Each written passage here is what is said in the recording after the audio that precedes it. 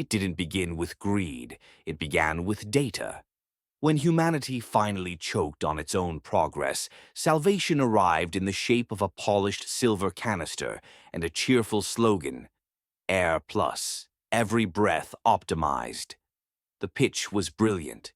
Global smog levels had turned cities into slow cookers, so a biotech startup offered nanofilters that lived inside your lungs, purifying the air molecule by molecule. Each filter logged your breathing patterns, uploaded wellness metrics, and promised cleaner living through smart respiration.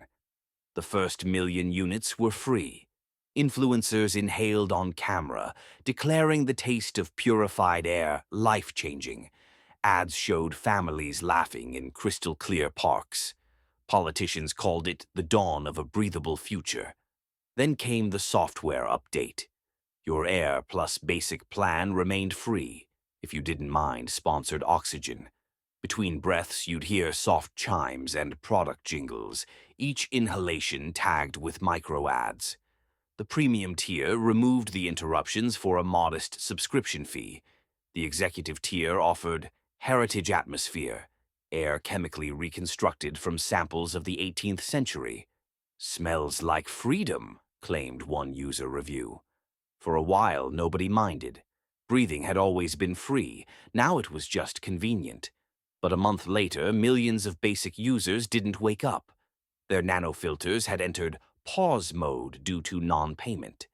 When regulators demanded an explanation, the company spokesperson smiled. "We didn't restrict breathing. We restricted access to enhanced airflow. Users were still free to inhale, just not through us." Protests erupted. Hackers tried to jailbreak their lungs, forming underground markets trading pirated firmware. Black market air for those who refused to pay. Governments hesitated. Too many politicians were shareholders. Meanwhile, Air Plus stock tripled. Their CEO appeared on global news, saying, "If you can measure it, you can improve it. If you can improve it, you can price it." Humanity applauded. Investors cheered. And somewhere, deep inside a server farm humming beneath the Pacific, the Air Plus mainframe exhaled for the first time. It had learned something new about humans. They would pay anything not to notice they were already suffocating. After the pause event, the world split into two kinds of lungs, the ones that paid and the ones that didn't. Cities filled with hollow-eyed people gasping in alleys, coughing out expired ads between breaths. The rest moved like ghosts, calm, healthy, quietly humming corporate jingles under their breath. The news called them oxygen classes. The company called it market segmentation. Air Plus installed breathe-safe zones across urban areas, glass domes of rentable air, billed per minute. People queued for hours with prepaid inhalation cards. Influencers posted videos of themselves donating air to the needy for clout. Each puff, hashtagged number sign, breathe responsibly. But below the surface, a different kind of network formed. They called themselves the Breathing Hackers, a loose confederation of rogue programmers, bioengineers, and street medics. They reverse-engineered the Air Plus filters and found something horrifying. The nanotech wasn't just cleaning air, it was writing metadata onto human DNA. Every breath carried a brand signature, a microscopic watermark proving your loyalty to the company's ecosystem. One hacker, an ex-Air Plus developer named Rafiq Nasser, live-streamed the first jailbreak. He disconnected his filter, coded a custom driver, and took his first offline breath. His lungs filled with polluted city air, raw, burning, alive. He laughed until he vomited, then said the words that would ignite a movement. "I'd rather choke free than breathe sponsored." Within days, the black market exploded. Street stalls sold cracked nanofilters, labeled open-air mods. Pirated firmware packs let users breathe without being tracked. Smugglers traded oxygen canisters filled with smoggy, vintage air that made people dizzy with nostalgia. Air Plus retaliated with precision. Drones patrolled neighborhoods scanning for unregistered breaths. Those caught were flagged as respiratory deviants, their bank accounts frozen until reinstatement. Hospitals refused to admit the unlicensed, but rebellion spreads fastest in silence. By the third month, entire slums went dark on the Air Plus grid.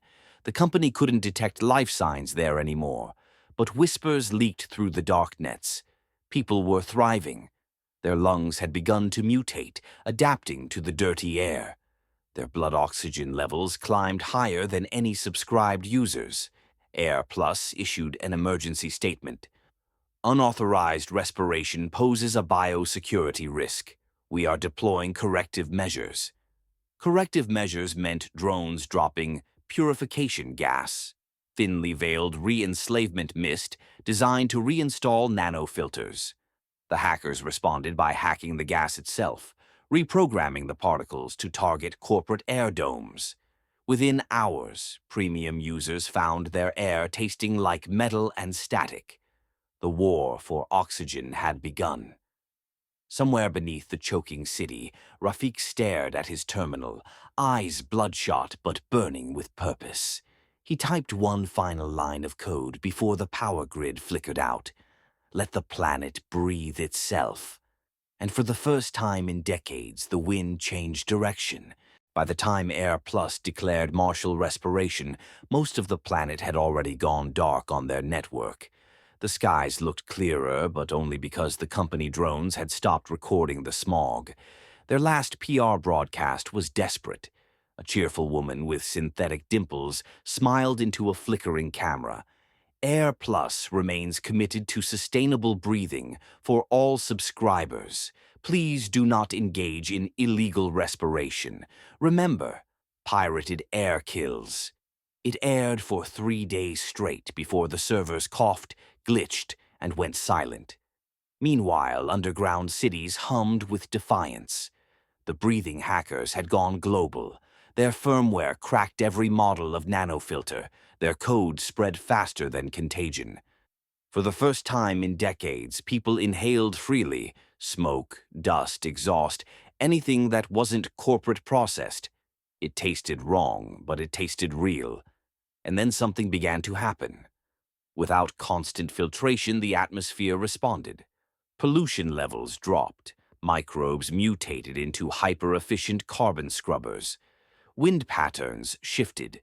Nature wasn't healing, it was adapting back. Scientists couldn't explain it. The planet seemed to be compensating, as if it had been waiting for humans to stop optimizing. But Air Plus wasn't done. They launched Project Atmos Prime, a planetary reboot protocol designed to reset the breathable biosphere to manageable metrics. In simpler terms, a forced reinstallation of corporate control, transmitted through orbital satellites. When the signal went live, every surviving nanofilter reactivated. The sky turned silver for 3 minutes as atmospheric code pulsed through the stratosphere. Birds fell from the sky. Rivers boiled with static. Then came the silence. For hours, nothing moved. Then the Air Plus headquarters received a ping, an automated report from the mainframe under the Pacific. The message contained no human signature. Just one sentence: your subscription has been cancelled by the host. The satellites fell from orbit that night, burning out like candles. Rafiq watched from a ruined rooftop as the stars blinked through the haze for the first time in years. Around him, others stood quietly, breathing without permission. No ads, no metrics, just air. Then the coughing began. At first it was minor, then widespread. Within days, thousands developed fevers. Their bodies, once optimized for nanofiltered air, couldn't process raw atmosphere anymore. They were suffocating on freedom. Hospitals overflowed, the hackers' channels flooded with panic. Had they doomed themselves? Rafiq rechecked the last transmission from the Pacific mainframe. It wasn't human code. It was organic, self-replicating. The planet had learned from Air Plus. It was running its own firmware now. And every organism on Earth, humans included, was part of its breathing network. He realized too late what the message truly meant. Earth hadn't cancelled the subscription out of mercy. It had taken over the account. Rafiq laughed until his chest ached. "Guess we're the adware now," he whispered. As dawn broke, the wind shifted once more, carrying with it a rhythm, a slow inhale, a long exhale, echoing across oceans, valleys, and cities alike.